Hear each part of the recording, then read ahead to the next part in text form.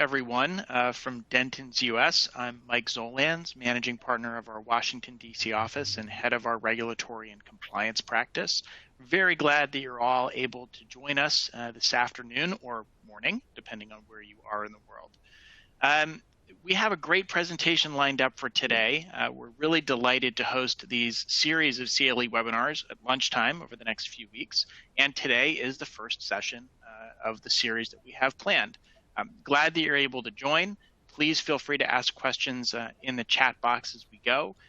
And here are just a few quick housekeeping notes before I turn it over to our presenters for today. The materials themselves can be found in the materials box, should be in the upper right-hand side of your screen. You can download them at any point during the session, save them, and of course, share them with colleagues for discussion later on. Due to the high volume of our attendees, all of the audio lines are muted during today's presentation. So our speakers are going to be monitoring the Q&A box so that you can submit questions through there, but we won't have a live sort of audio presentation of questions. A couple of quick notes regarding probably the most important part of today, which is getting the CLE credit itself. Please keep the webinar window open and at the front of your screen while the presentation is ongoing. This is particularly important for those of you in Kansas, New Jersey, New York, or Pennsylvania, if you're seeking credit in those states, as there will be a code word issued at some point during the presentation, the big surprise reveal, and you'll have to enter that to get credit. During each presentation, there will be a pop-up box. At that time, our presenters will state, again, the magical code word selected from a roster of 872 available code words, and a slide will project the code word onto the screen.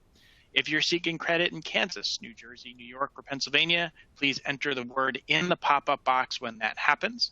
Again, this is only required for those in Kansas, New Jersey, New York, or Pennsylvania. The rest of you can feel free to enjoy at your leisure without sponsoring a code box over some part of your video screen. If you don't require credit in those states, please just enjoy or keep the code word for future use if you find it to be a particularly useful word. The September 29th webinar has been approved for ethics and general credit in Arizona, California, Georgia, Iowa, Illinois, Indiana, Kansas, Missouri, New Jersey, New York, Pennsylvania, and Texas. It is still pending approval in Utah and Virginia. So with those administrative sort of end of your 30-second commercial messages out of the way, on to today's session. This afternoon, we're going to have 2 hours of CLE content focused primarily for in-house counsel. And I'm very happy to be joined by my partner and our Deputy General Counsel, Susan Mitchell, my partner, Michael Dorelli.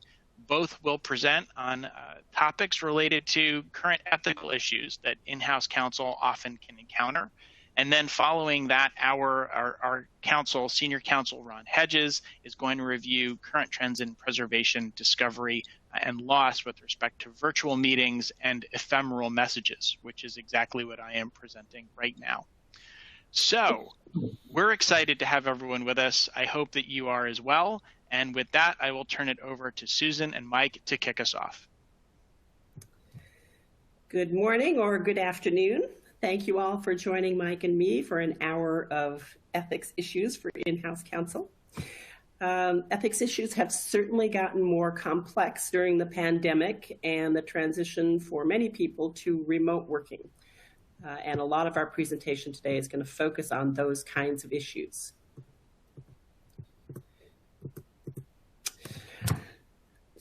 Oops. So today, Mike and I are going to I'm having a little technological problem here. Mike's going to talk about technological competence we'll cover later. Technology later, right? An area in which I am challenged. We're going to cover a number of topics of particular interest in the ethics field in 2021. Because there are so many relevant issues, this is going to be more of an issue spotting exercise than a deep dive. But we are happy to take questions at any time during the presentation. Just type your question into the box on your screen, and we will do the best to answer them. Here's what we're going to cover today. Who in your organization is and is not the client, and some practical implications of that distinction. The very interesting topic of authorized versus unauthorized practice of law in this era of remote working. the parameters of client confidentiality and the differences in scope between the rule on confidentiality and attorney-client privilege, which are not coextensive. Supervisory responsibilities for what the rules call a subordinate, and an issue that used to be fairly simple and is now very challenging in the era of remote working. And finally, the increasingly critical duty of all lawyers to be technologically competent in order to comply with Rule 1.1.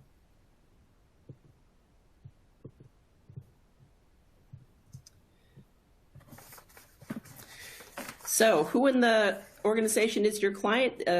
The organization itself is your client. That's fairly basic, but it gets more nuanced from there. As a preliminary matter, the rules apply to all law firms. And law firms is defined to cover not just classic law firms, but corporations, partnerships, sole proprietorships, government legal departments, legal services departments, any association of lawyers who practice law together is a law firm. And the rules apply, as many of you know, to lawyers, whatever hat they are wearing at the moment. So when you give legal advice, you're covered by the rules. When you give business advice, you are also covered by applicable rules. The rules also apply to non-practicing lawyers, lawyers on inactive status. Basically, until you give up your license, you are bound by the rules. So every rule we are talking about today applies to all of us, whether we are in-house or in other organizations.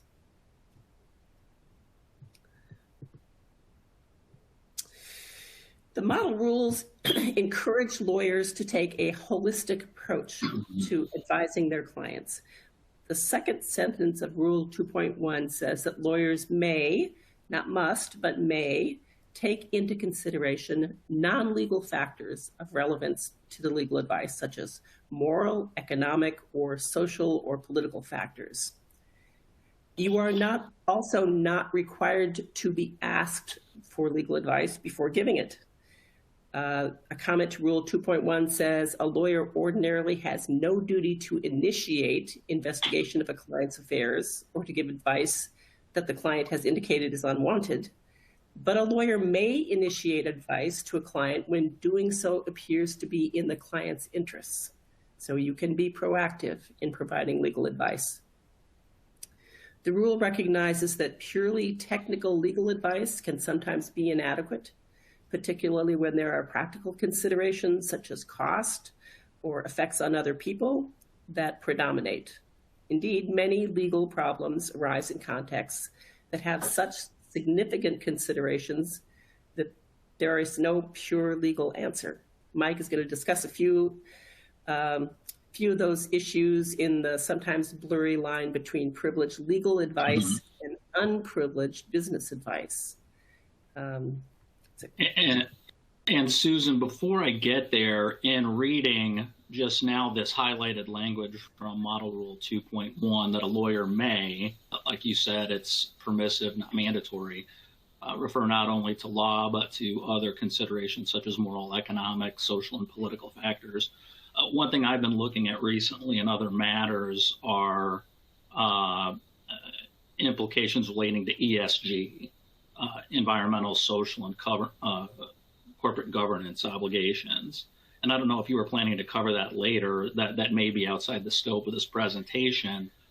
But anyone listening, if you're not familiar with ESG and the issues developing relating to it, including regulatory and enforcement issues relating to ESG, you should definitely be looking into that.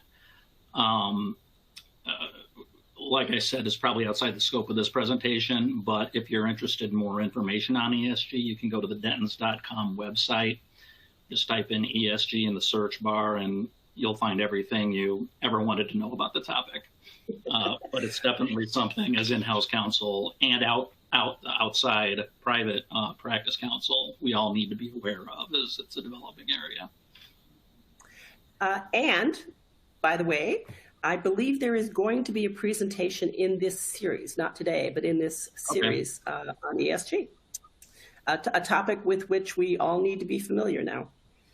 We do. All right. So moving on, I went a little too far again, working on my technology skills as well. Who in your organization is the client? Model Rule 1.13 is really the operative rule in describing who is in-house counsel's client. And Rule 1.13a, sort of abbreviated and summarized here in this slide, says a lawyer employed or retained by an organization represents the organization, like Susan said, acting through its duly authorized constituents, which is a term that has a specific meaning under the rules and in the comments. Comment 1 continues that an organizational client cannot act except through its officers, directors, employees, shareholders, and other constituents. So those are the constituents, the officers, directors, employees, and shareholders. But as you see in the slide, it's also the equivalent of those positions. So what does that mean?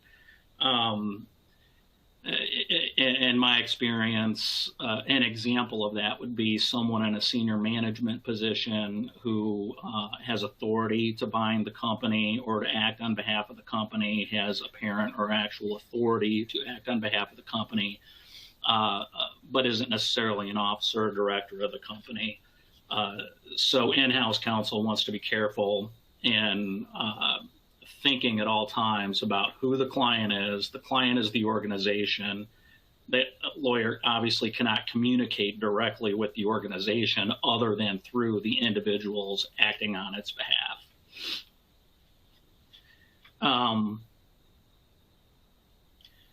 Susan is going to talk in a little more detail in just a bit about Rule 1.6, as she alluded to, and confidentiality issues. And the differences between confidentiality and privilege. But I thought it would be a good time here to at least preview the issue, because in all of the topics that Susan and I are going to be discussing, confidentiality issues run through all of them.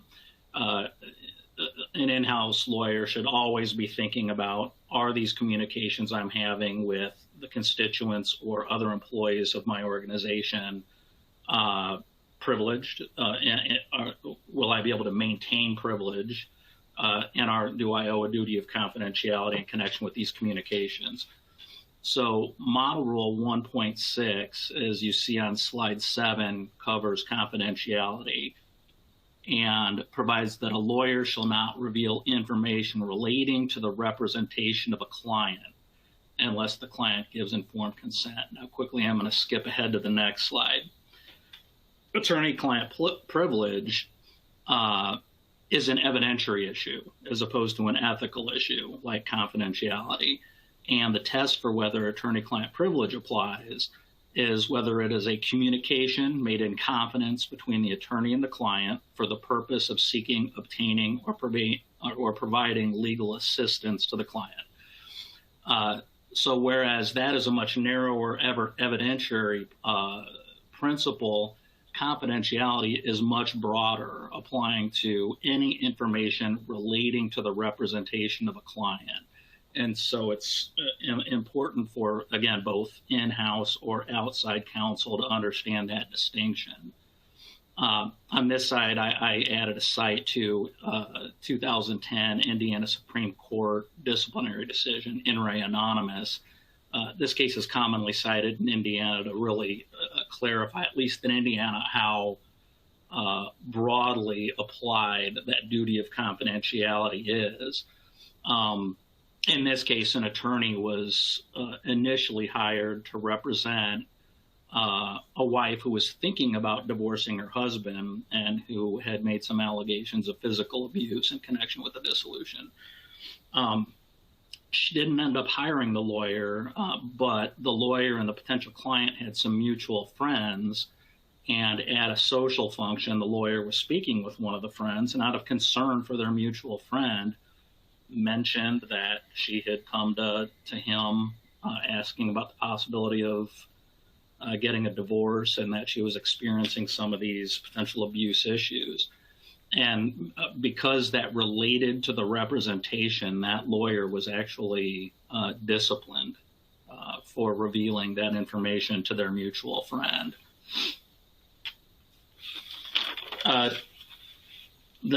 Another important issue in determining whether a communication is going to be privileged or not is whether the lawyer, the in-house counsel, is providing legal advice versus business advice, or some combination of the two. In-house counsel obviously regularly participates in meetings involving business decisions. Communications during these meetings aren't necessarily privileged. A common test that courts apply is called the predominant purpose test. In other words, the legal advice must not be incidental to the business advice. And we cite a couple cases here, in Ray Kellogg and the Marriott decision. In Kellogg has a good discussion about the difficulties in distinguishing business and legal advice in the in-house context. And what the court says in finding that in that case, the communication satisfied the predominant purpose test and was therefore privileged. And the court called it the primary purpose test, saying that the primary purpose test, sensibly and properly applied, cannot and does not draw a rigid distinction between a legal purpose on the one hand and a business purpose on the other. After all, the court said, trying to find the one primary purpose for a communication motivated by two sometimes overlapping purposes, one legal and one business, for example, can be an inherently impossible task. So the court in Kellogg, which involved an internal company investigation, held that the privilege applied because one of the significant purposes was to obtain or provide legal advice. So that actually sounds like the Kellogg court applied a slightly lower bar to determining that privilege should apply, finding that because one of the significant purposes was providing legal advice, as opposed to the predominant purpose being the provision of legal advice, the privilege should apply. The Marriott decision describes a much stricter test and says that the corporation must clearly demonstrate that the communication was for the express purpose of securing legal and not business advice. So the takeaway there is different jurisdictions apply different variations on this test. And so in-house counsel should make sure they're educated on what the law of their particular state says and what test they apply and how they apply it on this question of whether advice is legal or business advice and whether or not it'll be privileged.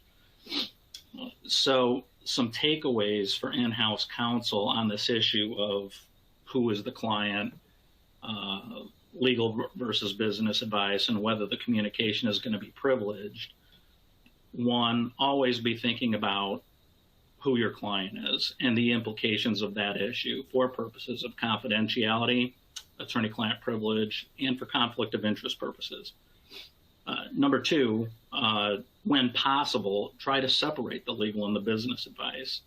Document internal meetings and communications, mark or label them privileged, confidential, attorney-client privilege, or as specifically seeking legal advice. Or in those internal written communications, separate out business versus legal advice. Provide two memos. And then make a practice of employing written conflict waivers when handling matters on behalf of both the organization and a constituent.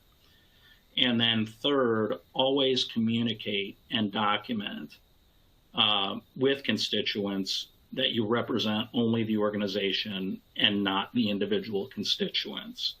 And so they understand that no confidentiality and no privilege applies with them individually.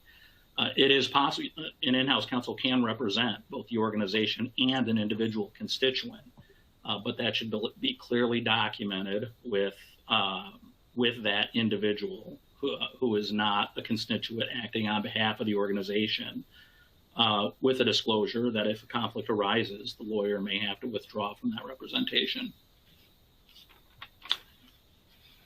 Susan? The Supreme Court Upjohn Warning comes up fairly often in situations where in-house counsel is representing both the organization and a constituent, or is interviewing employees in the context of investigation of some incident.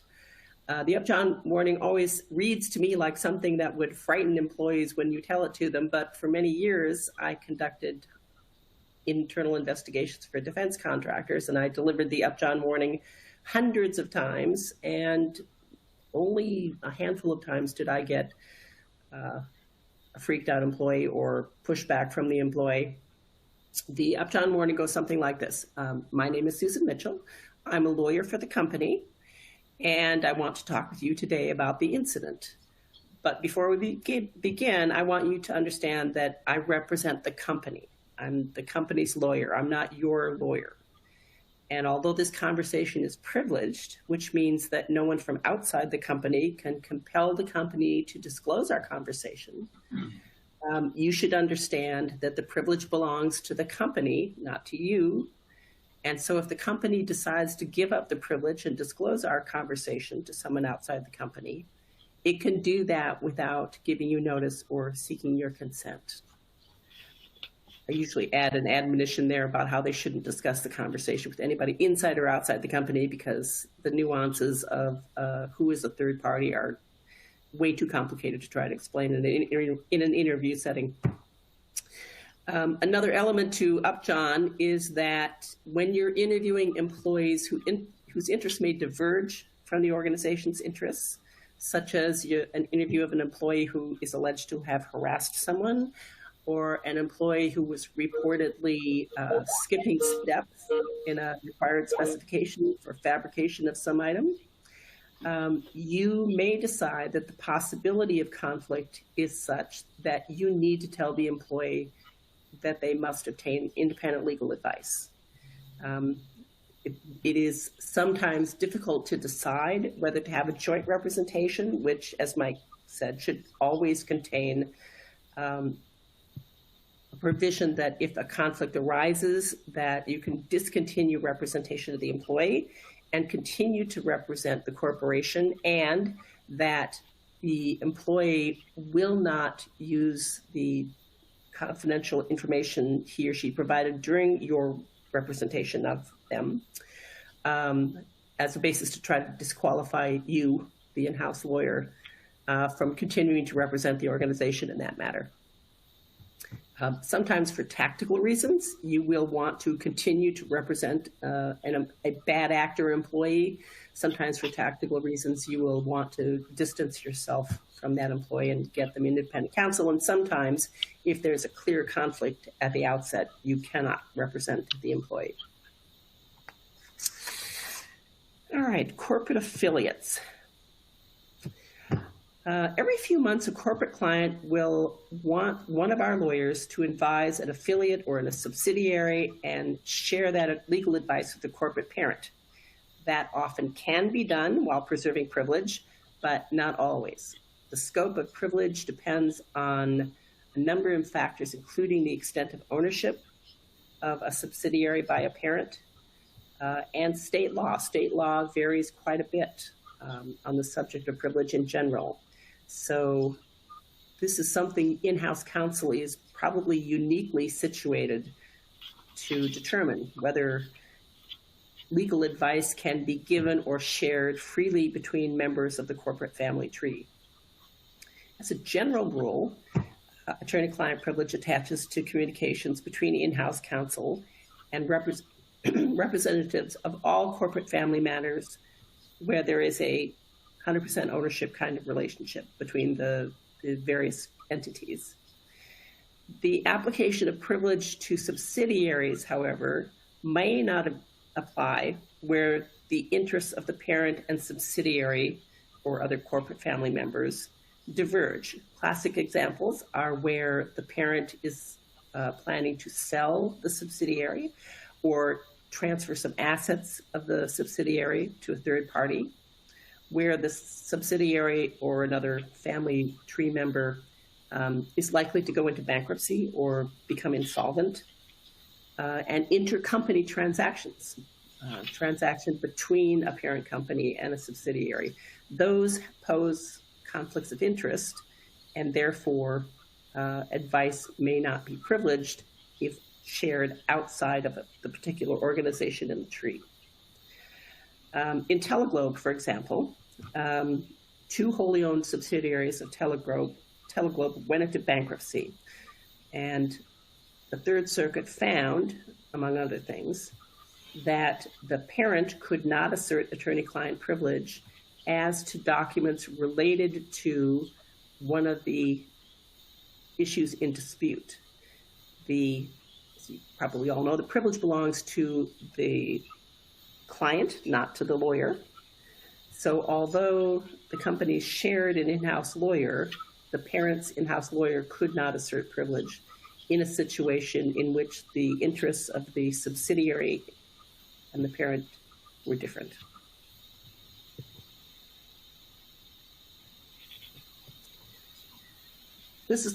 I think this is the most interesting topic of the day, and Mike gets to talk about it. Feel free to jump in anytime. Like Susan said at the beginning, we just, in the time allotted, don't have time to do the deep dive that any of these topics, and in particular this one, could justify. So it's going to be primarily, I'm going to move through it fairly quickly, identifying what the significant issues are. And feel free to ask any questions as I go through it.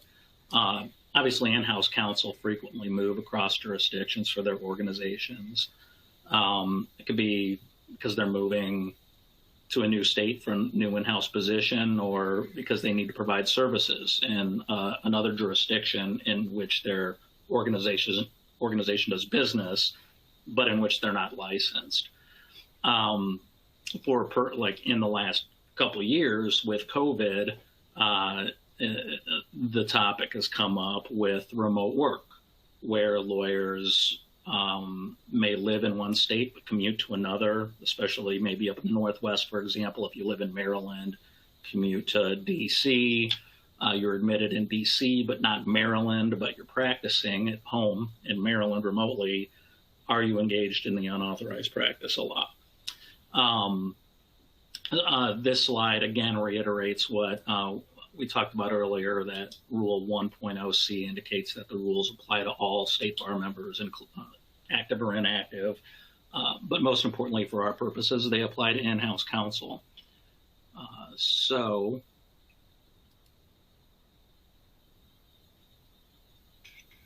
where can in-house lawyers practice law? The primary rule is Model Rule 5.5 that governs unauthorized practice of law and the multi-jurisdictional practice of law.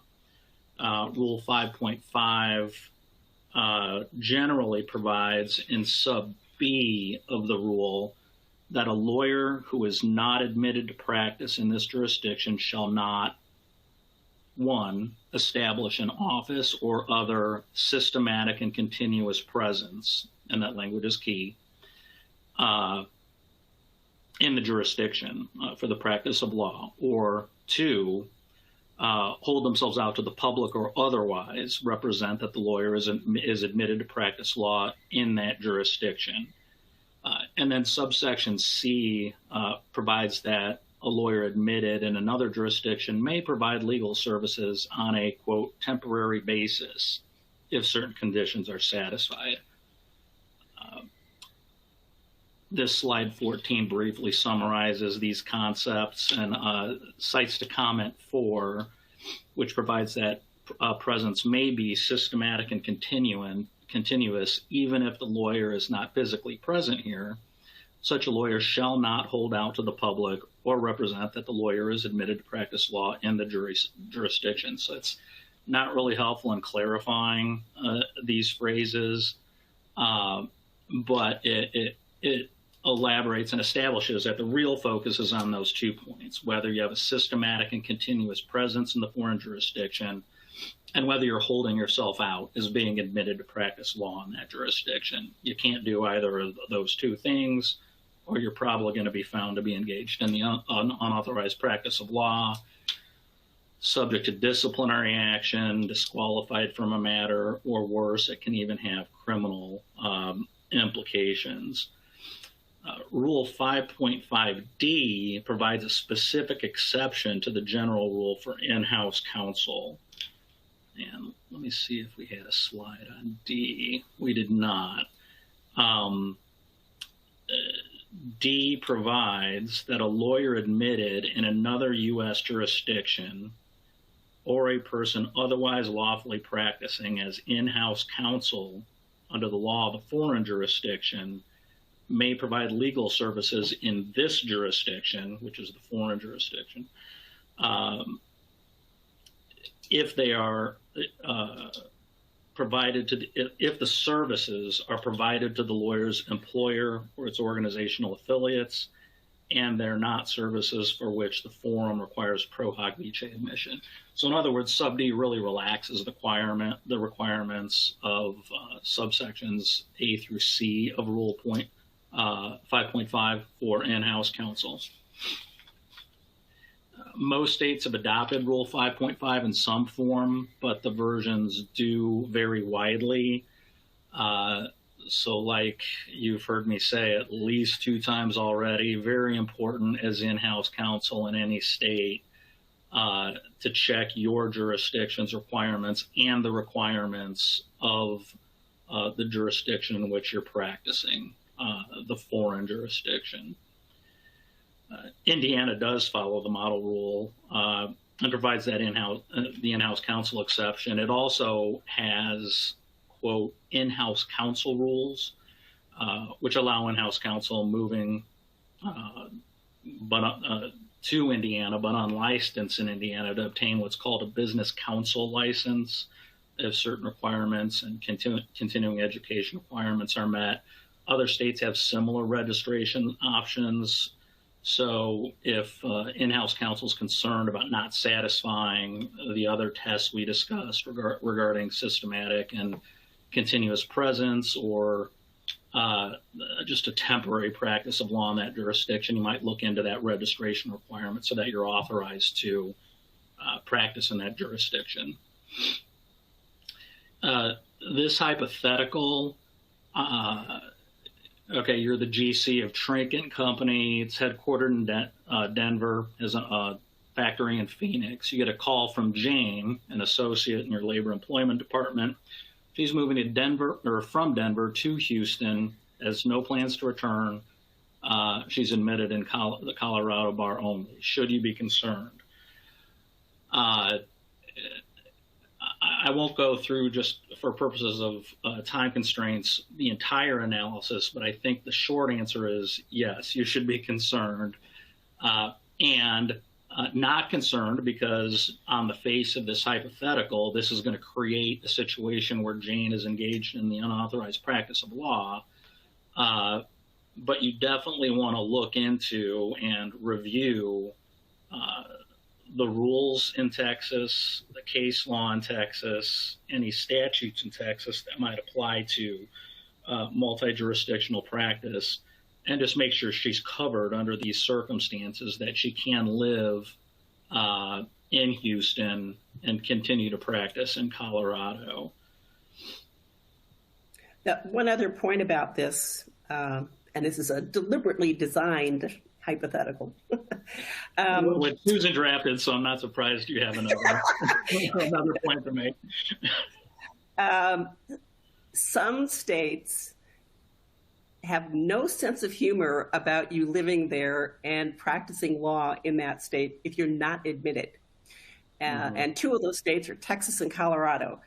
New Jersey and my home state of California also can raise very tough questions if you have been living in the state for quite some time and you suddenly apply to be admitted to the bar.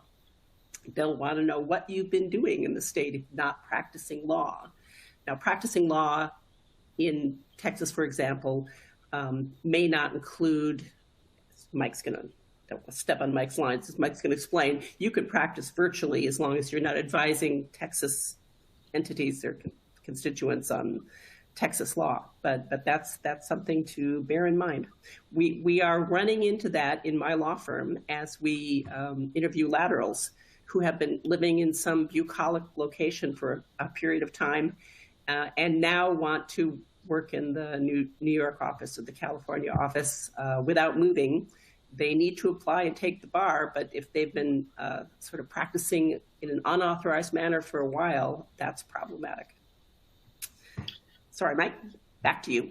No, and that raises sort of just another point. I think that the primary, at least the stated reason for the MJP and UPL laws is to protect the integrity of the profession and to protect clients from hiring lawyers who are not qualified to practice under the law of the states that they're residing in. But I think there's also an unstated purpose, and feel free to disagree. You said California is one of those states, along with Texas, that they're trying to protect the lawyers who practice in those states from excessive competition in the practice of law. And that's something I've seen kind of between the lines in some of the UPL and MJ P laws, in addition to the stated purpose of protecting the client. So moving on from there to the next slide, slide 16, sort of builds on this and is particularly relevant to our current times, where many attorneys, including in-house counsel, are working remotely. The opinion specifically applies. This is opinion 495 from the ABA, entered just last December 16, 2020, primarily deals with Model Rule 5.5, but in the context of lawyers working remotely, and whether that may constitute the unauthorized practice of law, and specifically in the context of COVID. The opinion does focus on the two restrictions from Rule 5.5 that we've already talked about. Again, one, a lawyer can't maintain a systematic and continuous presence in the foreign jurisdiction and may not hold themselves out to the public as being admitted in that particular jurisdiction. Combining those, the opinion explains, or at least states, that a lawyer does not establish a systematic and continuous presence in a jurisdiction for the practice of laws, since the lawyer is neither practicing law of the local jurisdiction. So remind me, Susan, the name, was it Jane in your hypothetical? Is not practicing Texas law. She's still practicing Colorado law, even though she's living in Colorado. The opinion continues clarifying that the lawyer's physical presence in the jurisdiction is just incidental. It's not just living somewhere is not the practice of law. And then relevant to those conclusions, the opinion states that a lawyer does not establish a local office, or, this is that second requirement, hold him or herself out as practicing law in that jurisdiction. If, for example, the local address in the hypothetical, Jane's address on her letterhead, her business cards, the website, or other indicia of the lawyer's presence don't include the Texas location. So that's a significant factor that this opinion finds would lead to a holding that the lawyer is not holding herself out as practicing law in Texas. So according to the opinion, and some, it's not the unauthorized practice of law. One, if the local jurisdiction is not determined that the conduct is unauthorized practice of law. So again, you have to check the law of that jurisdiction, rules of professional conduct, court rules, any statutes that might be applicable, and the case law. The lawyer, number 2, doesn't hold himself out as being licensed to practice in the jurisdiction. They don't advertise or otherwise hold themselves out as practicing in the jurisdiction. And again, they don't include local contact information on their websites, letterhead, business cards, or any advertising materials that might improperly establish a local office or presence in the state. And then finally, this opinion 495 talks about what might constitute the temporary practice of law. There's really no bright line on how much time would constitute the, quote, temporary practice of law. And in the context of COVID, this opinion 495 leaves that wide open and says that that period can be considered temporary and can vary significantly based on how long it takes to address the COVID pandemic effectively. So it's a fact-sensitive inquiry, as most issues that we lawyers deal with are. So, slide 17. Another implication of whether you're an in-house counsel is unadmitted in a state in which he or she is practicing law relates to whether communications with the organization's constituents in that state in which he or she is not licensed will be privileged. We cite a couple cases here. Georgia Pacific is an older case, 1956, Southern District, New York, but it's a commonly cited case for this proposition, along with the Powell case, an Illinois state court case from 1989. Both of these cases hold that the privilege applies even if the advising in-house lawyer is not licensed in the particular state. In Georgia Pacific, in-house counsel for the defendant corporation was involved in litigation that was spanning throughout multiple states. The plaintiff sought to compel, through discovery, the disclosure of that in-house counsel's communications with constituents located in various states in which litigation was pending, but in which that in-house counsel was not licensed.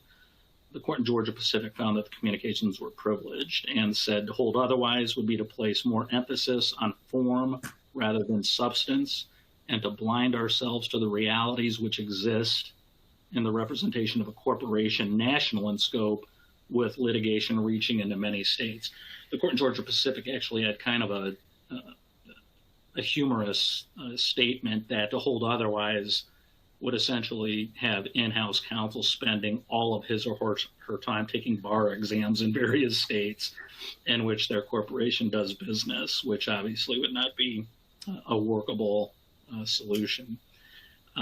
In the Powell case in Indiana, Illinois, like I said, the Illinois State Appellate Court similarly held that privilege existed between an in-house counsel and a defendant corporation's board of directors in connection with a shareholder derivative lawsuit.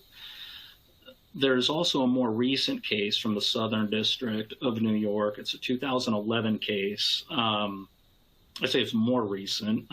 2011 is over 20 years ago. But in that case, the magistrate actually found that the lawyer's communications were not privileged, where he was not licensed in California, which is the state in which he was providing advice to his organization's constituents. Fortunately, the district court overruled the magistrate's recommendation, but I get a little frightening that the magistrate found that privilege didn't apply. So this is definitely a topic you want to keep up on. Whatever state you as in-house counsel are practicing in, if you're communicating with constituents of the organization in that state, confirm the law of that state and what the parameters are for maintaining privilege on those communications. I have a site, since we didn't include it here in case you're interested, that district court case that overruled The magistrate's decision is Gucci, Gucci America versus Guess, 2011, Westlaw 9375. And again, that's SDNY, Southern District, New York, January 3rd, 2011. So with that, that's a decent segue, I think, into Susan's discussion of confidentiality issues for in-house counsel. Which I will keep short, since we are, as we suspected, running short of time. So much to cover. The lawyer's duty of confidentiality is almost absolute. There are some exceptions, which I'm going to run through quickly because they don't happen very often. But and you all know about confidentiality. The things you need to be mindful of are even public information, if relayed by the client in a confidential setting that is relating to the representation, is covered by confidentiality. And second, you can't disclose information that might lead to the discovery of client confidential information. So, cone of silence on client confidential communications. I do like this quick quote from the ABA commentary to Rule 1.6. Client confidentiality contributes to the trust that is the hallmark of the lawyer-client relationship. The client is encouraged to seek legal assistance and to communicate fully and frankly with the lawyer, even as to embarrassing or legally damaging subject matter. Almost without exception, clients come to lawyers in order to determine their rights and what is deemed to be legal and correct. Based on experience, lawyers know that almost all clients follow the advice given and the law is upheld. That's just a great sentiment. It's not true, but it's a great sentiment. I'm going to skip the slide on Formal Opinion 498, which is really important. It's an 8-page opinion. Everybody should read it. Mike will talk about that later. It captures succinctly really practical advice on remote working and protecting client confidence in a setting that is, less than ideal, less than what you might have in the office. Exceptions to confidentiality, very quickly. As you might expect, they're very limited and they have a very high threshold. The crime fraud exception of 1.6b2 permits a lawyer to reveal information to the extent necessary to enable affected persons or appropriate authorities to prevent the client from committing a crime or fraud that is reasonably certain to result in substantial injury to the financial or property interests of another, and in furtherance of which the client is using the lawyer's services. So not just any fraud, but a fraud that is likely to result in substantial injury to somebody, and your services are being used in furtherance of that crime. Rule 1.13b permits a lawyer to disclose client confidential information if the lawyer knows, it's a deliberately chosen word, that the constituent intends to act or intends to refuse to act in a manner that violates the law or violates the constituent's obligations to the corporation or organization. Even then, though, the disclosure is permitted only if the constituent's act or refusal to act could be imputed to the organization, and again, is likely to result in substantial injury to the organization. More information on substantial injury exception. If all these factors are present, the lawyer is directed to proceed as is reasonably necessary in the best interest of the organization. So even if you have nefarious conduct by a constituent that could result in substantial injury to the organization, you still have to figure out what the best interests of the organizations are in terms of disclosure. You must refer that information to a higher authority in the organization, unless you decide that would not be in the best interest of the organization. I don't know what that would be, but that's a criterion. And if warranted by the circumstances, you must escalate it to the highest authority that can act on behalf of the organization. If that does not work, however, the lawyer cannot disclose the problem beyond the organization. If you are thwarted by the highest authority in the organization, your only ethical choice is to resign. And very briefly, one other exception to the confidentiality rule is statutory. Under SOX 307, you have an obligation to go up the ladder if you have evidence of a material violation of securities law, breach of fiduciary duty, or similar violation. The threshold for this is that the lawyer involved must practice before or appear before the SEC, which means in the context of most corporations, you don't literally appear before the SEC, but you do provide U.S. securities advice to your organization. Okay, obligation to supervise subordinates. Normally not a very interesting topic, but it becomes much more difficult and challenging when your subordinates are working remotely. So a partner who has, a lawyer who has partner-like responsibilities, those are the terms the rule uses, managerial responsibilities, have obligations to ensure that the firm, meaning the organization, has measures in place giving reasonable assurance of compliance by subordinates with the rules of professional conduct as they affect performance of their work responsibilities. If you are not a lawyer with partner-like responsibilities, you still may have obligations for supervision of subordinate lawyers or non-lawyers, subordinate non-lawyers being people like paralegals or legal assistants who are under your direct supervision. In that situation, if you know of non-compliant conduct at a time when the consequences of that conduct can be avoided or mitigated, and you fail to take reasonable remedial action, you have violated the rule. Formal Opinion 498 addresses supervisory responsibilities along with confidentiality and competence. And this is a quick checklist of the kinds of issues probably many of you have already put into place, but the things that you need to ensure that subordinates have in order to appropriately supervise them when they're working remotely.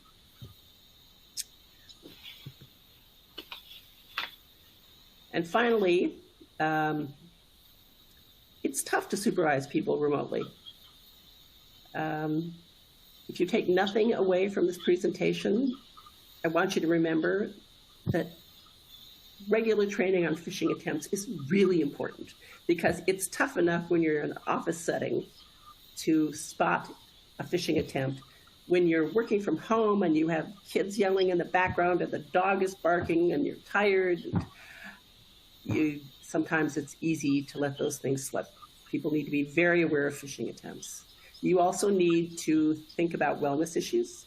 There is a well-known phenomenon that people working remotely don't feel like there is any break in their day between work and their real life, and people get sucked into working at all hours. You need to make sure that people are protected from that. And there's a phenomenon called Zoom fatigue. My firm this summer announced that for future Zoom meetings, one did not need to appear on screen. Yay. And we also have something called No Meetings Week, which is my personal favorite, where you do not have meetings. Anyway, anything you can do in that regard will improve your supervision. Okay, we are now at the point where people from Kansas, New Jersey, New York, and Pennsylvania only need to type in the code word. And the code word is Minnesota, the state in which I grew up. I did not pick the code word, that's a coincidence, but it's Minnesota. So we will give you a minute to do that, and then Mike is going to blast through the last 10 slides of the presentation. I am going to blast through the last 10 slides. Well put. If you were not licensed in Kansas, New Jersey, New York, or Pennsylvania, you can just, sip your coffee. You don't need to do anything. But people in those states, please type in Minnesota.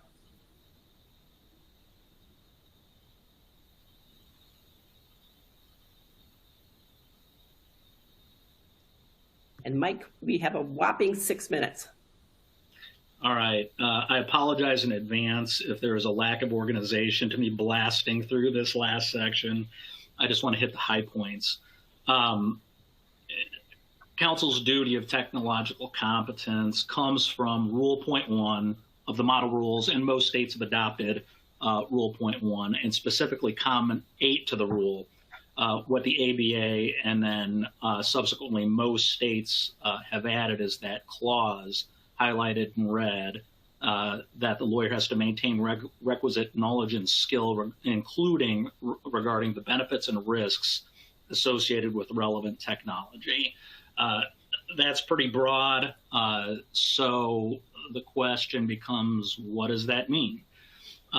Here, according to this ABA Tech Report, Cybersecurity, January 2019, requires attorneys to understand limitations in their knowledge and to obtain sufficient information to protect client information and to get qualified assistance if necessary, or both.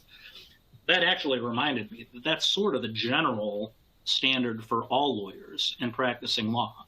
If you are not familiar with an area of law, you either have to become competent in that area, or you have to get co-counsel who is, or a combination of the two. So it's sort of a similar theory. The issues that in our current environment, this requirement of being technologically competent relate to are obviously data breaches and other privacy failures, cybersecurity, ransomware attacks, inadvertent transmission of client confidential or privileged information. And then I guess on the more humorous side, I don't know, we've all seen these Zoom mistakes that people have made. For example, a lawyer appearing at a court hearing with a cat as his image and repeatedly assuring the court, I'm not a cat. So things like that are what we're attempting, or what in-house counsel needs to be aware of. Let me back up quickly. Well, here, competence includes sufficient knowledge of technologies relevant to the representation to meaningfully counsel and communicate with the client. I think the point here is counsel does not have to be an expert on all of these technologies, but a phrase you'll see is that you should definitely know what you don't know. The worst position a lawyer practicing in a particular area of law can be in is to not know what they don't know, because one of our strongest skills as attorneys is if we don't know the answer to something, we know where to find it. And if you don't know what you don't know in terms of technology, you could just be missing something and not engaging the appropriate third-party personnel to assist you with satisfying your obligations in that regard. So a couple key points: seek outside assistance when necessary, stay up to speed on developing technologies through continuing legal education or technical training courses. Stay in close touch with your organization's IT department, what they're doing in all of these areas, data privacy, cybersecurity. Educate yourself on what processes are being implemented, how frequently they are being, I'll use the term audited or reviewed for sufficient compliance, and what's being done in that regard.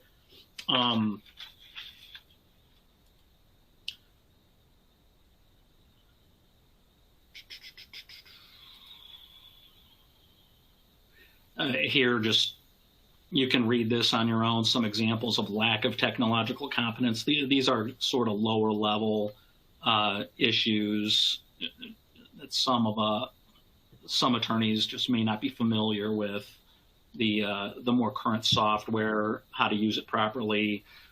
One quick point on failing to encrypt or otherwise protect confidential information. I think it was earlier in the slide presentation where we referred to ABA opinion 477R. One of the points that opinion makes is that it's not always, you're not always required to encrypt communications with your clients. Some clients, as a matter of policy, encrypt all of their communications, even emails to counsel that do little more than schedule a meeting, may be encrypted. So you should always confirm with your policies whether encryption is required, and it can be a sliding scale depending on what the nature of the information is that's being communicated. So that's just another topic you should be thinking about.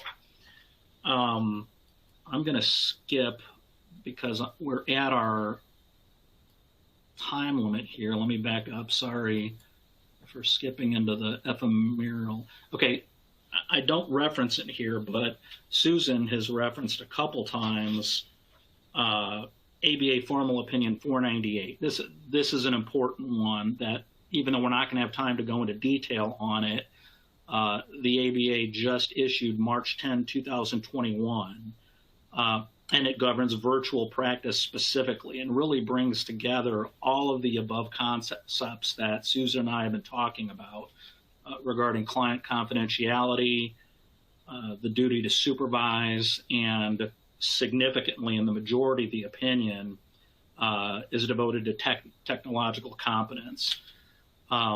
It was our hope that we would be able to have a link at the end of this presentation to all of these ABA opinions that we've been referring to, because we highly recommend that you as in-house counsel read them on these topics. They're extremely helpful. They're not always extremely detailed and sometimes use subjective or relatively broad terms, but in a lot of cases they give specific standards that can serve as a safe harbor for your conduct and for your organization's policies and procedures. And this one, ABA Formal Opinion 498, is absolutely one of those opinions that we strongly recommend you review. So with that, it being 101, I do apologize for having to rush through that last section so quickly, but if you look at the materials, the citations are all there for what you should be looking at and what you should be considering. And we'll open it up then to any questions that anybody has. I do see there's a question in the Q&A box, canned question if helpful. I think that's that was a question from our producer. Was that from Leanne? So now Mike and I will turn the screen over to our senior counsel, Ronald Hedges, who will review trends in preservation, discovery, and loss with respect to virtual meetings and ephemeral messages. And Ron is a true expert in this area. Over to you, Ron. Thank you, everyone. Mike, Susan, thank you. That was an interesting hour. I enjoyed that a lot. But on to mundane things like virtual meetings and ephemeral messaging. This is me. As you've heard, I'm a senior counsel with Dentons. I'm in the Midtown New York office. I sat as a federal judge, a magistrate judge for over 20 years in Newark, New Jersey. I'm very involved in an organization known as the Sedona Conference. And for those of you who care about electronic discovery and associated topics, I would suggest go to the Sedona webpage, see what's available. Their publications are available without cost. I'm the lead author of a guide for federal judges on managing ESI, and you see I have some positions with the ABA, the New York State Bar, and there's a biography there if anyone wants to take a look at it. So with that, let's talk. I'm going to skip the disclaimer, other than to say I'm not giving anyone legal advice. I'm giving you personal opinions only, and I hope you get some information and education out of this today. What we're going to be talking about in the next 50 minutes or so, what virtual meeting platforms are, what recordings of those might be considered business records or otherwise under a party's control, when content might be discoverable. Then we're going to be talking about ephemeral messaging, preservation and discovery issues that may arise from those communications mechanisms, and last, requesting, objecting, and production of virtual meeting platform content and ephemeral messages. I'm going to put this in the context from what Susan and Mike spoke about before, and that is, in the world of virtual practice that we're in now and remote practice, there are a lot of ways to communicate back and forth between counsel and client, between employees of an organization. And one of the things to think about as we're in this pandemic and hopefully coming out of it eventually is what type of platforms are used, whether we even know they're being used, and if not, how you find out what's being used. And we're not going to spend time talking about data maps today. We don't have time to do that. But one of the suggestions made in the information governance space is that you as an organization, or you ask someone within an organization on a regular basis to do a data map so you can pick up what your employees might be using. And I'm even going to use a generational divide here and say that if you have younger employees, they may be using social platforms and the like, ephemeral messaging platforms, for things that they maybe should not be doing. And a perfect example of that might be what the SEC is looking into these days, and that is transactions or sales transactions being done over ephemeral messaging. And Mike, I know you're staying with me for the next hour or so. I'd love to have you jump in whenever you'd like and discuss about anything you want. Will do. Okay, and I also hope that if any of you have any questions, you feel free to pose them now or feel free to pose them at the end. I'm going to leave 5 minutes open at the end for anything that anyone wants to talk about. Some resources for you. The first is something that I wrote with a friend that was published by Bloomberg last year. It's in your materials. Something else that you can get at this link. Ken Withers is a just retired deputy executive director of the Sedona Conference, and he wrote about ephemeral information and preservation 13 years ago or so, but Ken's a very smart guy, and what he wrote back then is still useful now. So I'd recommend that to you if you want to read a little bit more about this. Some other resources for you. Sedona just published within the last few months a commentary on ephemeral messaging. It's gathered some case law together, talked about some things to think about when you're thinking of using ephemeral messaging or it's being used within an organization. And something else that might be worthwhile generally for you. One of Sedona's most popular publications is something called the Jumpstart Outline. This last version of it was published about 5 years ago, and it has a series of questions in it that outside counsel can ask of a client, or that any attorney can ask of a client when you're getting ready to talk about electronic information and discovery in federal court for a 26F conference between an attorney and the other attorneys in the case. And it also has a series of questions that an attorney can ask of adversary counsel when you're thinking about electronic discovery. And with that, let's talk a little bit about virtual meeting platforms.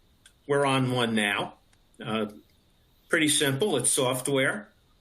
It lets you bring people together over the internet, as you can see from the definition here. And usually we have video conferences as well as chats, which we have to communicate among the presenters, Q&As that you can go back and forth, screen sharing and the like. And I just want to go back for a second to something that Mike and Susan were talking about before, and that's competence.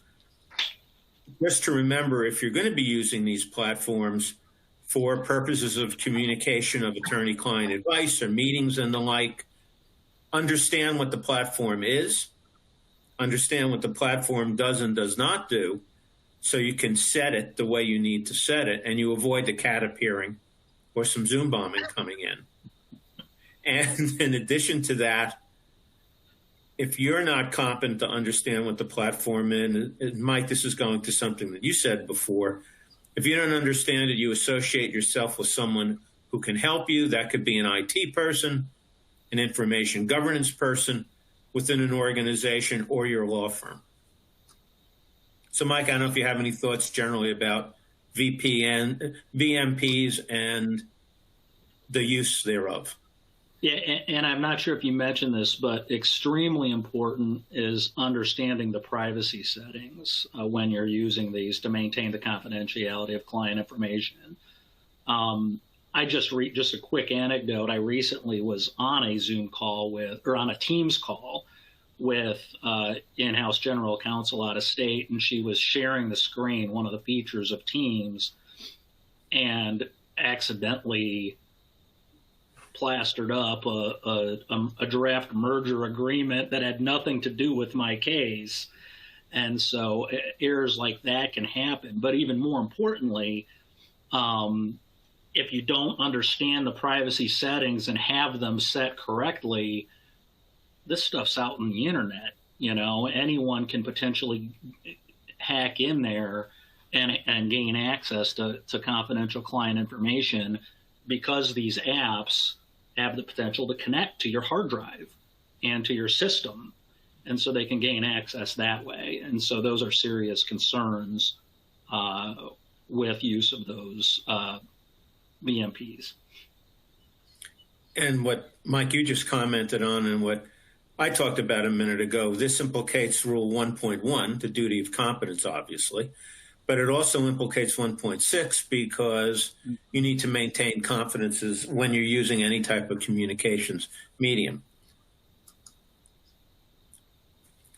So I want to talk a little about records and what that might mean. A record, those of you who are in organizations, general counsel or the like, I expect you have an enormous records retention schedule. You define records in various different ways, and you'll see very simple definition of a record: documentary evidence of a process relating to what your organization does. That can be something defined internally by your organization, or it can be something imposed on you by law.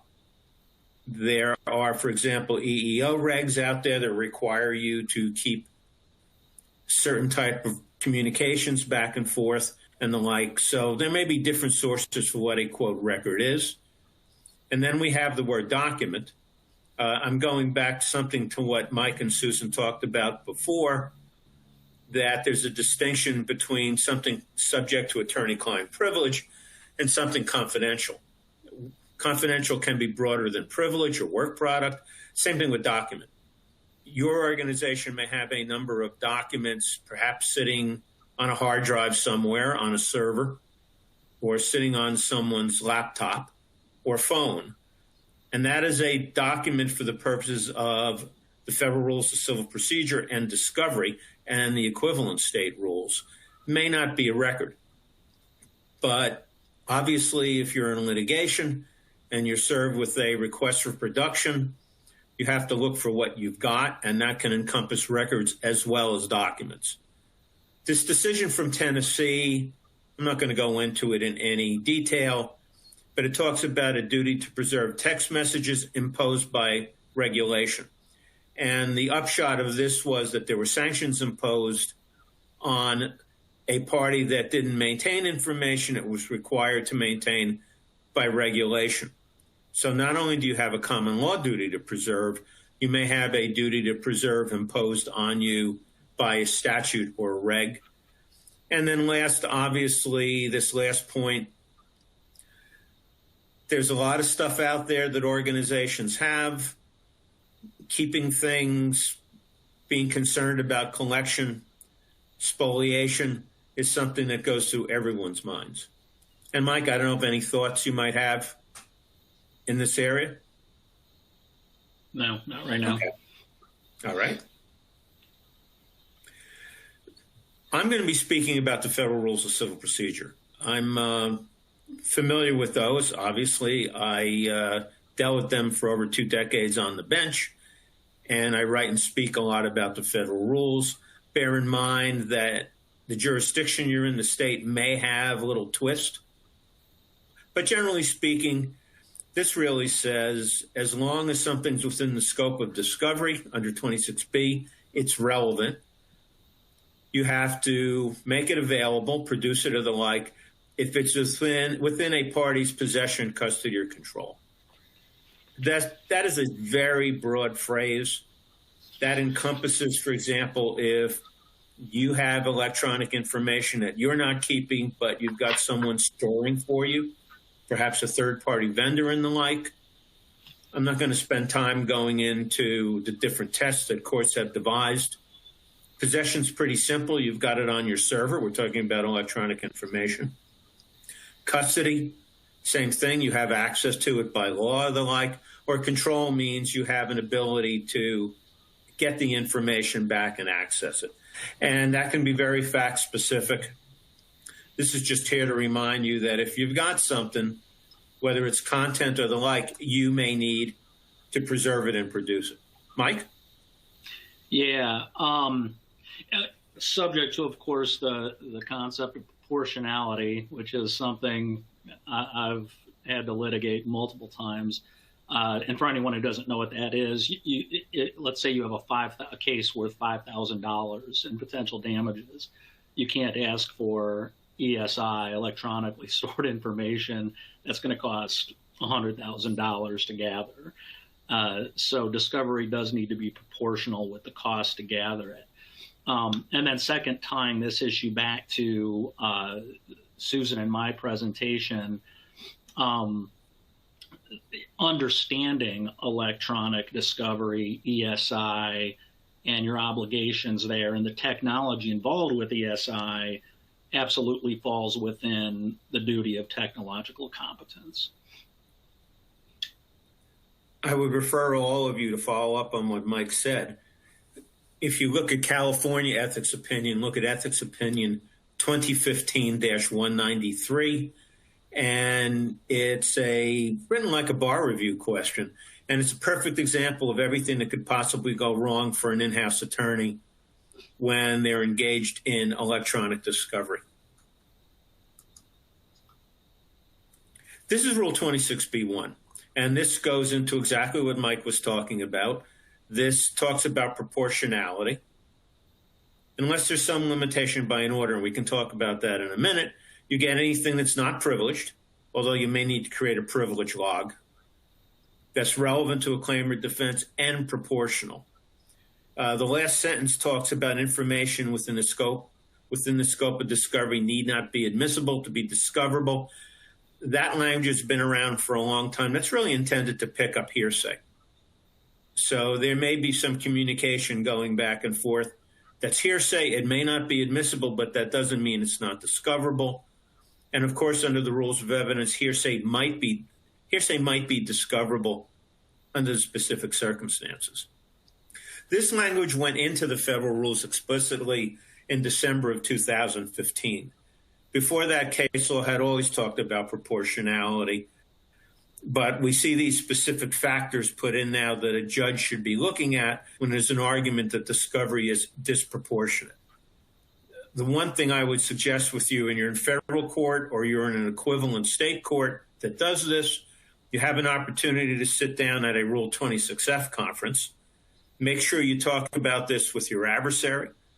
See if you can get some type of agreements that you could submit to a court limiting scope.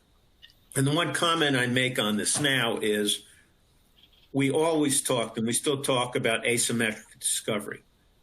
That's the corporate entity or government entity has an enormous amount of data, and a plaintiff, for example, an individual plaintiff in a discrimination case doesn't. That's starting to change, and it's starting to change to some degree because of all the opportunities individuals have to use social media and other type of communications mechanisms to go back and forth. So if a defendant is asked to produce a terabyte of data, that in itself doesn't mean that it doesn't have to be produced. But the argument can also be made when you're talking to the other side, look, your client probably has a lot of social media content I'm going to want to see. Let's talk about negotiating some limitations. One word for you on this, if you're ever going to argue proportionality, don't come into a judge and just say, Judge, it's going to cost me too much money.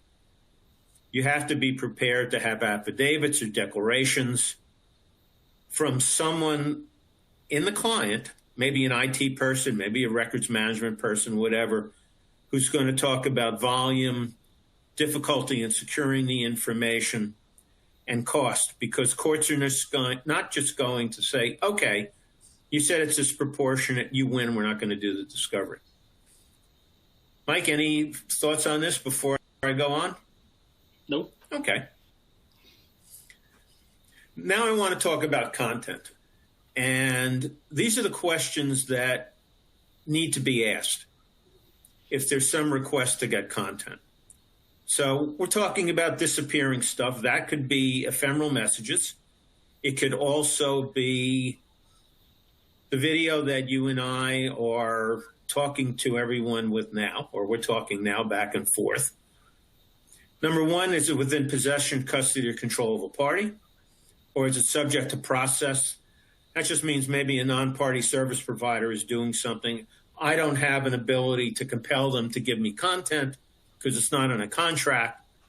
So I may have to try to get that, or someone will have to try to get that information through a subpoena. But the stuff you ask, is it relevant to a claim or defense? That's the language in 26B1 of the federal rules. Is it non-privileged? Is it proportional? Then we have possession, custody, or control. And if not, do you need a subpoena? So this is a pretty simple diagram of the things to think about when you are asking discovery of an adversary, or an adversary is asking discovery of your organization. What do I need to do to be able to talk to the judge about whether or not information is or is not subject to discovery? So I want to talk about ephemeral communications for a little bit. And the first really is to talk about what ephemeral means. To most of us, ephemeral just means it comes and goes. We don't keep it. It's not recorded anywhere. But if you are using, or one of your people are using, something that purports to be an ephemeral messaging device or software, you have to make sure it really is. This comes from a press release that the FTC issued a number of years ago, in 2014.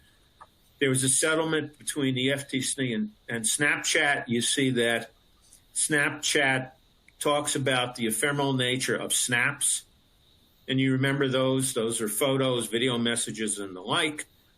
There's marketing that says it would disappear forever, but there were allegations that it didn't. And there was a settlement between the FTC and Snapchat based on the Federal Trade Commission Act, basically saying you can't have deceptive acts in commerce. So the first question to ask, if one of your folks or you are going to be using some type of communications mechanism, what is it? Exactly what can be done with it or not. And Mike, this goes back to your comment before about understanding, for example, privacy settings.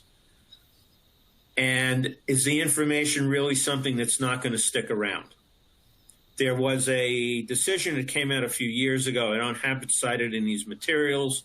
It's called We Ride Corporation versus Wang out of the Northern District of California last year, where ephemeral messaging communications were going back and forth, but it wound up that some of the information was being preserved by a Snapchat or the like.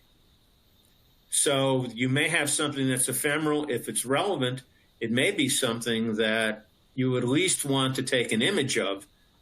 So you can go to a court and say, Judge, look, I don't have the ephemeral message. It's ephemeral, but I've taken an image of it and the like, so it's available for discovery.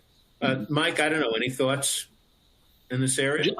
More of a question, and I apologize if you're going to get to this in later slides, but what kind of admissibility or authenticity issues might you run into there where you're taking a screenshot of someone else's native content? Well, it depends where the native content is. If the native content is on your client's systems, then there may be a way to get it introduced under the business records on Rule 902 of the Federal Rules of Evidence. in addition to that, because there's some disputes about whether electronic information may or may not be a, quote, business record, close quote. Mm-hmm. There are two new amendments or two new parts of 902 that went into effect a few years ago. That's 902.13 and 14. 13 allows information to be authenticated through a declarant based on whether or not it is derived from a computer system. It was trying to get away from this concept of business record. 902.14 looks instead at hashtags that can be available on the hash values or hashtags on the bottom of an electronic image. And if someone can say, yes, I've compared this image with what's in the system, the hash values are the same, that's another way to get it authenticated and put into evidence. The biggest area here where you have dispute is authentication. Mm-hmm. But be careful. State rules of evidence vary widely from the federal ones. And I don't know of any state evidence code that's adopted 902.13 and 14, although they're relatively new. So this is a decision that came out a long time ago now. But it's interesting because there was an argument being made that the image on oscilloscope should have been preserved. This decision was written by Jay Francis. He's now a retired United States magistrate judge, set in the Southern District of New York in Manhattan, one of the great thinkers on electronic information. And he still does, by the way. He writes, and he and I have done some presentations together. But if you're not familiar with oscilloscopes, you don't watch science fiction movies or the like, waveforms show on an oscilloscope is more or less a circular screen, and waveforms go across it. And waveforms really are truly ephemeral. They're not intended to be kept. And you'll notice here that Judge Francis says there's no reason for the information to be kept. It's not like email where you've got a recording of it already. And unless there's some order in effect at the time, you really don't have to worry about keeping the waveforms. And you see Jay also talks about heroic efforts beyond what's normally done.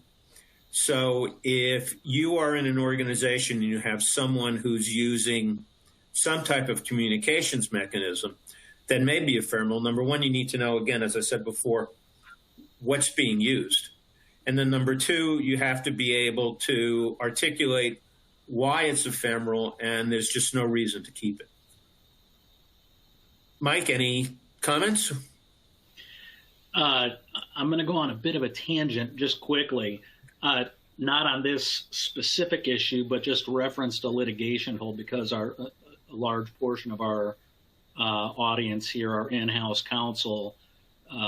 Understanding the concept of a litigation hold and at what point you as an organization have a duty to suspend your regular document destruction policies and preserve all documents relevant to a potential or threatened litigation is something, if you're not already familiar, you should absolutely familiarize yourself with and speak to your outside counsel about. Sort of an omitted topic from Susan in my presentation earlier. I touched on it a little before, but just for a minute discussion. Yep. The duty to preserve arises at common law, either because you have actual knowledge of litigation or litigation is reasonably anticipated. So if Mike and I are attorney and client and he's general counsel and says, you know, I want to file a lawsuit against X tomorrow morning, draft a complaint for me and get it filed, I think it's fair to say the duty to preserve arose then. It's entirely possible the duty to preserve may have arisen before that, depending on the stage of discussions that Mike might have had internally or with me. From a corporate point of view, the other pretty easy example of when a duty to preserve arises, you're a car manufacturer. You have one of your vehicles involved in an accident. You get a demand letter from a plaintiff saying, hey, I'm representing someone who was killed because of a defect in your car, and you have to preserve. It gets a little tricky when you're talking about plaintiffs versus defendants, because there's that a defendant may know immediately if it is going to be sued. A plaintiff, there may be the continuum I was suggesting when I spoke to Mike a minute ago, where you're thinking about suit, and at some point you go beyond, I'm thinking to the point I'm really getting ready to get it done. That's something to talk about counsel with on a regular basis. Have some policies and procedures in place, if nothing else, to make sure you stop your records destruction policies, which is a euphemism for records retention policies, if you're going to be involved in litigation. Of course, the other problem with this is you've got so much electronic information everybody has now. One of the things that you need to do to put a preservation in place is to know where all the information is and be able to communicate it. And we could spend easily 2 hours just talking about all that if we wanted to. I mentioned before, talking about electronic information, whether things are ephemeral or not. In 2006, the Federal Rules of Civil Procedure were amended to address electronic information. That's where we got this phrase, electronically stored information, ESI, that everybody's heard about now, if you're involved in litigation at all. When the rule first went into effect, there were a handful of cases that talked about whether ephemeral information was stored. This Columbia Pictures decision came out of California right after the rules were amended, and the answer was yes, because ephemeral information is stored, kept on a computer system for X number of seconds and the like, and that's enough for information to be stored. So this is going to go back to your knowledge of the ephemeral communications that you're using, whether or not it is truly ephemeral, or whether it's something that is capable of being preserved. And then the other issue is, how do you go about preserving it? And I mentioned a decision before where information was kept by taking screenshots, snapshots. Now, the only issue with that is, and we could spend an hour about that, snapshot may not get you metadata, probably doesn't get you metadata depending on how you're capturing information. Metadata may be very relevant to a claim of defense. But again, that's something for another day. Okay, for those of you who want CLE credit, if you're located in Kansas, New Jersey, New York, or Pennsylvania, please write the code word into the pop-up box that is now on your screen, and the code word is secrets, SECRETS. And Ron, I do have to jump off now, so good talking. Thank you very much for having joined me. Yes, absolutely. It's been a pleasure, and thank you, everyone else. So we're coming back to talk about ephemeral messaging a little bit, and then I'm going to talk about virtual meeting content. Is it stored? Remember, I mentioned before to you the settlement that the FTC had with Snapchat, where the FTC alleged that what was ephemeral really was not ephemeral. Here we have WhatsApp. That was something that was introduced on WhatsApp a little over, not even a year ago. Chats disappear after 7 days, helping things be lighter and more private. I'll leave it up to you to think about whether something that's kept on a system in 7 days might be stored within the meaning of the Federal Rules of Civil Procedure. But again, pay attention to the communications mechanism you have and what it's doing.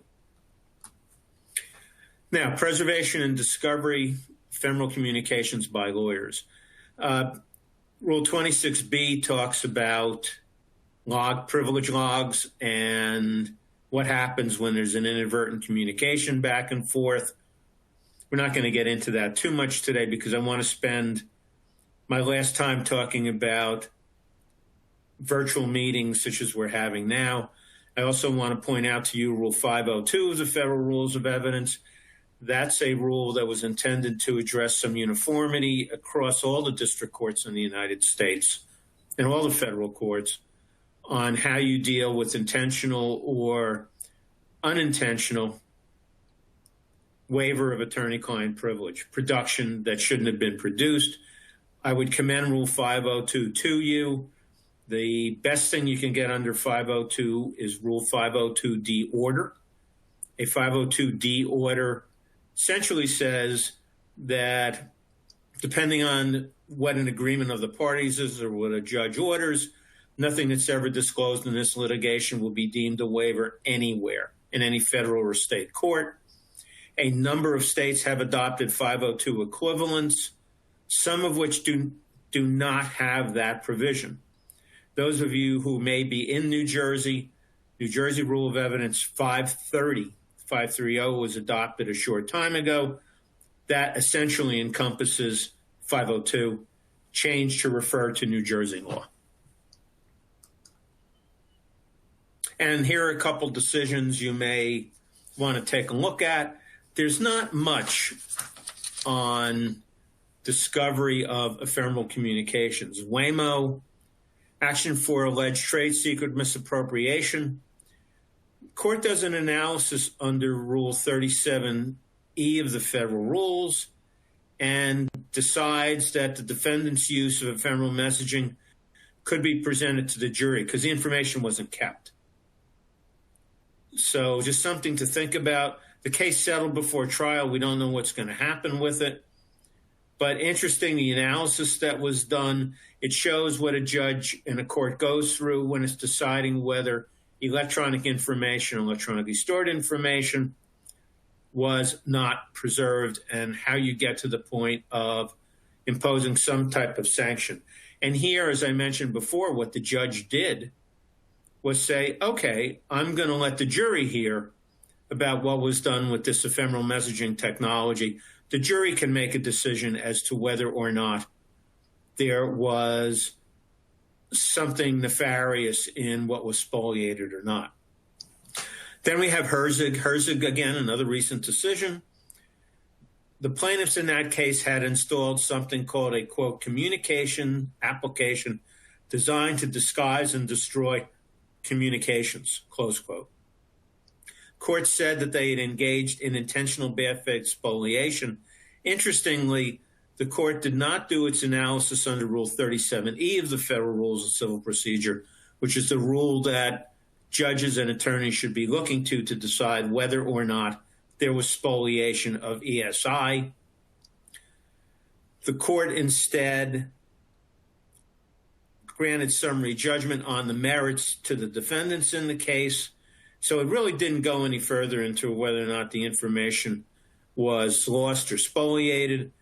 There's even a question as to whether or not this mechanism that I just quoted the description of, the title of, was actually ephemeral. But a couple things to take a look at, just some decisions that address asking for it, producing it. I mentioned the Wang case later on where there's some type of preservation that was done by by images.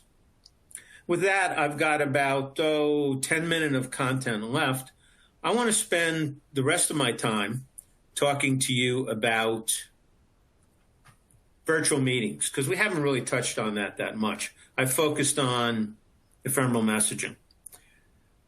Let's assume that I am talking to all of you, 30, 40, 50, whatever people, but I'm talking to all of you, you're all in a legal department, and we're discussing some pending litigation.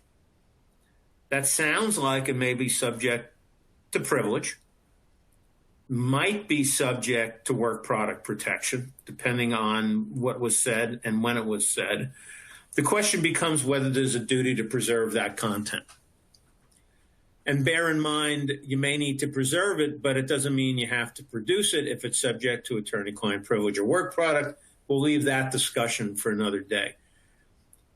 Just think about that there may be communications that we're having virtually, such as we're having now, that may fall within maybe a business meeting talking about a merger, business meeting talking about possibly an antitrust action that's going to be brought by your organization, your company against another one.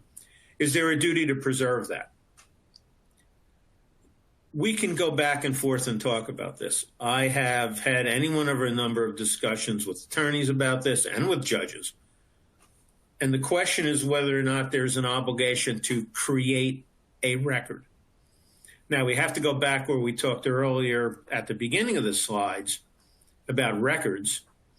Would a virtual communication or virtual meeting fall within the scope of a common law duty to preserve because you were talking about litigation, or might it fall within some regulatory obligation to preserve? If not, is it within an obligation that your organization has because you have records retention policies that say we keep this stuff? There's an issue with that. If you create the content of a virtual meeting like this, you've got it. It falls within the scope of your records retention policies. You may be required by law to keep it. And then the duty to preserve arises either because of statute regulation or common law. All of a sudden, you've got to keep content. So this poses some interesting questions from an information governance and a records information management point of view. When you have meetings like this, let's say you have sales meetings, or let's say that you're doing internal training and the like. Is that something you want to make a, quote, record, close quote, for purposes of records retention? The answer to that might be yes. You may have a business need to create it. You may have a business desire to create it. This is something really to have communications with your outside counsel about when you're thinking about doing this, about whether or not you want to create records. If you create records, as I said before, you may have an obligation to preserve them. You may have an obligation to preserve them as time goes on.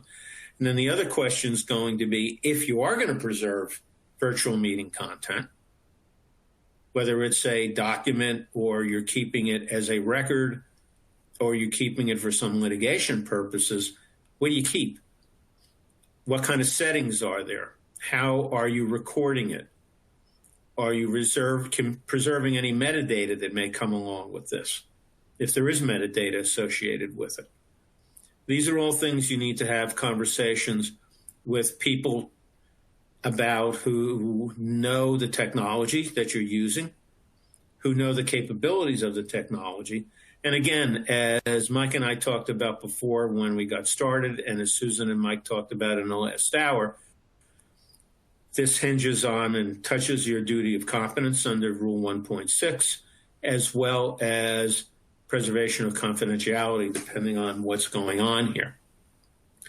So think about all that. Remember, you don't have to understand it yourself. You have to associate yourself with someone who does. That could be a non-lawyer. And that may bring in the duty to supervise that Susan and Mike talked about in the last area. The one, all of this, is the rules haven't changed. There are pending amendments to the Federal Rules of Civil Procedure. Actually, there are pending amendments to all the federal rules. The comment period to that, if you're interested, opens until, or is open until February of next year, I believe. And if you're interested in the rulemaking process or possible rule amendments, I believe if you go to the Judicial Conference of the United States webpage or State Courts webpage, you'll be able to see what the proposed amendments are. I have them because I read through them. It's about 400 odd pages of possible amendments, civil, criminal, appellate, bankruptcy, and the like. But there may be something in there of consequence one day that's something you'd want to think about. And with that, I know we haven't had any questions that have come in yet. We have some time to talk about questions if you'd like. I have one question that's come in. respect to Zoom recordings during the discovery process and litigation. This is when virtual meeting platforms auto-record meetings. Well, let's start with this. Do you want meeting platforms to auto-record, or do you want to turn that off? That, I think, to start with, is a business decision within the organization, depending on who's responsible for the meeting, who's hosting the meeting, and the like. I'm going to assume, though, if you're going to auto-record every virtual meeting, you're going to be using a lot of bandwidth, a lot of space. And you may think about the volume of information that you're keeping there and the varieties of the information. And then think about whether you want auto-record, and then think about what happens when you need to go through it, how you're going to deem it to be a record or a, quote, document, close quote, where it's going to be stored. That raises a number of different questions, of course. Where is it stored? Is it stored internally? Is it on a server by a third-party vendor or a vendor that I've retained? We could spend an hour going into cybersecurity and privacy issues if an organization is communicating electronic information to a vendor, whether or not the vendor has adequate security measures and the like. Just an aside for all of you, you may remember the hack that penetrated government systems and the like back in January of this year, because the Judicial Conference of the United States directed that any materials being filed with the court that may be confidential, subject to sealing rules or the like, shouldn't be transmitted electronically to the court over some transmission mechanism. Effectively, it should be brought down to a courthouse on a disk or whatever and downloaded into a court server there that's freestanding, so we avoid the risk of any type of problems with that information. So the answer is, number one, you're going to auto-record. Number two, if you are having a conversation about pending litigation, again, we can talk about this. Is there a duty to create a record? I would suggest to you that at common law, there's no duty to create a record. That's like saying, I'm having a conversation with a general counsel. He and I, or she and I, are chatting. We're not writing everything down that we say. We're just talking back and forth. For me to write down everything that's being said in an oral conversation. And I'm going to suggest to you the answer probably is no. But again, number one, I'm not giving you legal advice. All I'm trying to do is pose questions to you or give you areas of things to think about when you're getting ready to do any of these virtual meetings and the like. I'll give you an example of something that you may need to keep. And if you who may be from Illinois, Intelligence Interview Act, where if I'm interviewing for a job, and let's say I'm doing it electronically like this, and it turns out I'm communicating with an avatar, not a human being, I, as a job applicant, am entitled to know that I'm talking to an avatar. There may have to be a record of a communication, and I'm not that familiar with the law to tell you whether or not there has to be one made, but I at least have to know, and that is something that's now covered by law in Illinois. So there are new technologies coming along every day. There are new laws coming along every day. Again, just in the cybersecurity space, Wisconsin just passed a new cybersecurity law governing insurance companies based on the National Association of Insurance Commissioners model law. Connecticut just adopted a new cybersecurity law.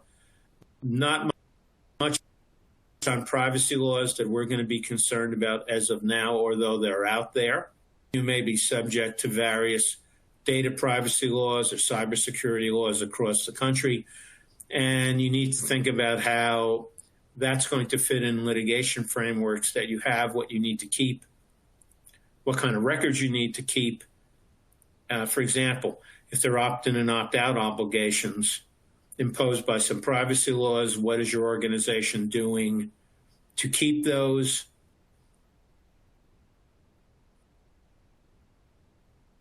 This is how I started the thread. The laws we have are the ones we've got now to deal with. We have to take everything we have with new technologies and fit them in to the existing laws. Easy to do in a sense, just the conversation I'm having with you today. What do we do with ephemeral communications and virtual messages? There are places where they fit into the federal rules of civil procedure. At least we know that stored or not stored. We can talk about proportionality and the like. Another question that's come in, a little off topic, but it's interesting to raise. What cybersecurity laws are you seeing in global jurisdictions? Does it differ greatly from that of the states? The biggest one around the world everybody knows about now is the GDPR out of the European Union. That takes a very different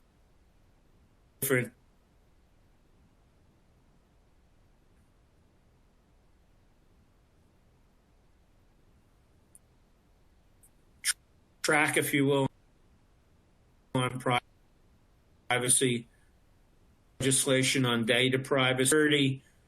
I'm betting we're not going to be seeing anything, although there are bills being introduced apparently every day on it. And as far as the states go, California, Virginia, Colorado now have very comprehensive privacy laws. New York State has a comprehensive cybersecurity law that actually has minimum standards in it that are deemed to be reasonable as a matter of law. And Washington State, Florida came close to passing privacy laws. Those collapsed, if you will, on top of everything else because of the question of whether or not there would be a private cause of action. And with that, I haven't gotten any more questions coming in, so I'm going to close out this presentation with a few words to you. So first, thank you all again for being our guests today. As we mentioned earlier, all the presentation materials are available for downloading from the materials box found in the upper right of your screen. The materials are also available on our event website and have been included in your confirmation emails. In about 15 business days, you'll get an email with the link to your CLE certificate. Your webinar login details will be used to process these certificates. No additional steps are required. And as a reminder, the code word requirement is applicable only if you are seeking credit in Kansas, New York, New Jersey, and/or Pennsylvania. Today's webinar has been approved for ethics and general credit in Arizona, California, Georgia, Iowa, Illinois, Indiana, Kansas, Missouri, New Jersey, New York, Pennsylvania, and Texas. And it's pending approval in Utah and Virginia. So again, thank you all for joining us. We hope to see you at another webinar, the next being on October 13 for 2 back-to-back presentations starting at 12 noon ET. So thank you again very much. And Dennis, thank you for allowing me to speak to everyone today.